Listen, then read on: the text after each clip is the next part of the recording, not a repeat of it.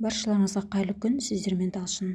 Өте оңай жасалуы екі затты қажет ететін қант қатыру әдісін көрсететін боламын. Кейбір жерлерде бұны шербет деп те атайды. Видеоны өткізіп жібермей соңына дейін қарап, каналыма тіркеліп, қоңырауша белгісін басып кетіңіздер.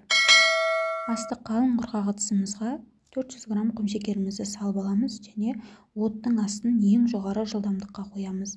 Ешқандай да қозғамаймыз, шет-шеті қызарғанын күтетін боламыз.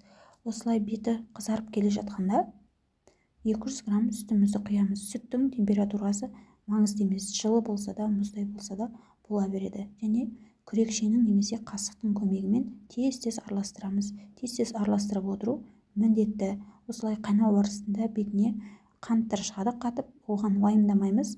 Қайнау барысында бұл еріп кететін болады.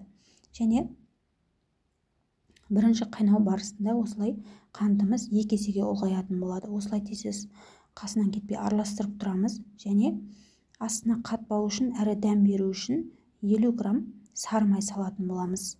Осылай сары майымызды салып, ертіп барынша қозғап тұратын боламыз. Осылай шербетіміз қоңырқай түске ене бастайды және оттың асын баяулатып қоямыз.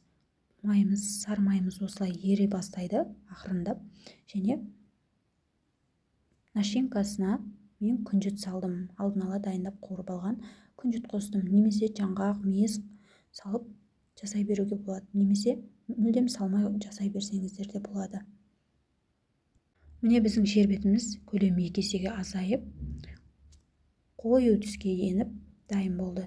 Және бөлек ыдысымызды ішін майлап дайындап алатын боламыз және дайын болған шербетімізді осы ыдысымызға құйып қатырып қоятын боламыз.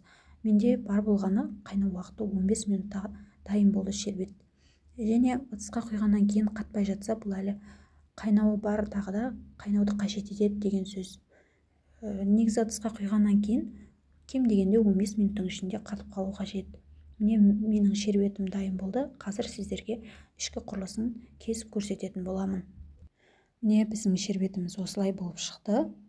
Өте оңай, бөлме температурасында 15 минут көлемде қатып қалды. Сіздер де жасап көріңіздер, рецепт ұнаса каналға тіркеліп, лайк басып, пікір жазып қолдап кетіңіздер.